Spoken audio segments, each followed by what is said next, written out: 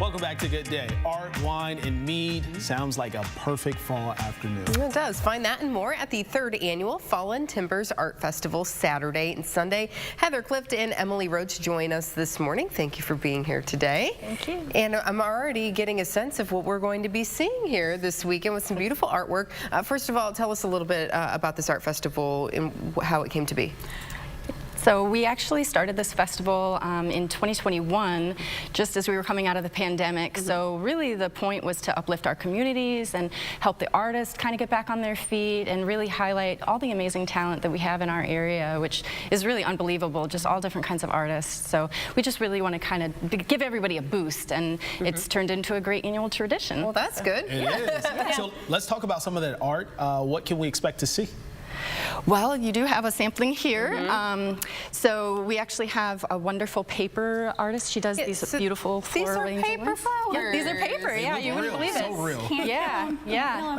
Look at that color. That's just gorgeous, and you can keep them forever. They're not going to die. Yes, exactly. Gives you a nice pop throughout the winter, right? It does, yeah. You need that. And we have some glass work here, too, as well. Yes, yes. So these are by Paper Garden by Min, and then these glass pieces are both by Shannon Jones. She does all these amazing things. I love these little pumpkins she does. Yeah, how cute. Yeah, and then there you go. Yeah, and then we have lots of painters and photographers. Jewelers. Yes, jewelers. Yes, I'm actually wearing a piece. This is by Ann Beck here. Hey. So yeah, these are beautiful, and they're so light and okay, really easy to wear. They're easy to wear. Very nice. Yeah. So why is this so important for the commission to get something like this together? This is really our premier event. Anthony Wayne Area Arts Commission was started about 14 years ago. We're a very small, all-volunteer working group. We do several events throughout the year. We've just done a couple of plein air events, which plein air is French for painting outside. So we've had a couple events where painters set up. You can come out and see painters live, engage with the painting, which is very cool, unique experience. The Arts Commission also sponsors our Food Truck Tuesdays in Waterville, which is very, very popular. We organize the music, we do art events for children, and then we also do sponsor Anthony Wayne Students of the Month. We feature a visual or a 3D artist, and then a musical or a theatrical child. So wonderful. Yeah, so this is a very premier event for us to do a lot of our fundraising that supports all of those activities that we do throughout the year. Gotcha. Yeah. So this particular event, where does the money go? You spoke of this being a fundraiser. Yeah, it's for the Anthony Wayne Area Arts Commission. We also donate to Bittersweet Farms as well. That's part of the benefactor. Beautiful. Yep. So those are folks who are autistic, and they do some really great work here in our community too. So it's really fun to see what they're up to. They're always up to something fun. So this is at Fallen Timbers, and I guess when I think about it, I think we're going to be, walking through the mall, blah blah blah. That's an outdoor thing. No, you guys are like, we're going to put it all inside. Yes. How did you make this happen? Well, so we're very blessed with some wonderful spaces out at the shops at Fallen Timbers, and this is one of them.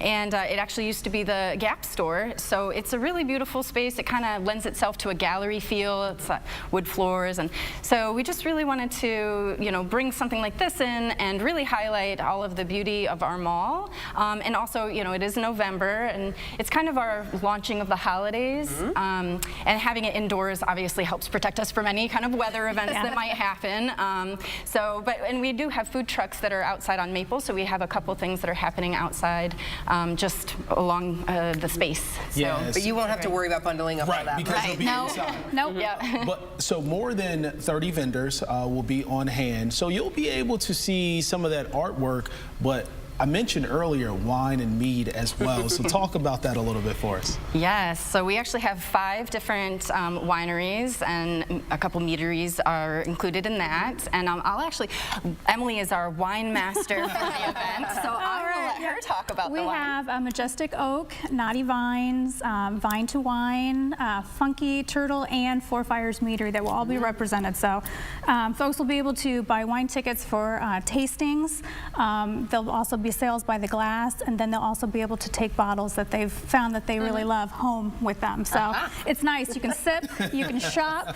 It makes for a really good combination. It sounds like the perfect way to view art with a nice glass of wine. Right. right? Yes, and then as you said, kind of a jump out for the holiday season too. This could be a way to come out and support some local artists and maybe pick up some gifts for people along the way, or for Absolutely. yourself, because that's That okay is too. also important. That's right. Wonderful. So remind us again when and where this is happening. Great, so it's this weekend, Saturday and Sunday, from 11 a.m. to 5 p.m. each day.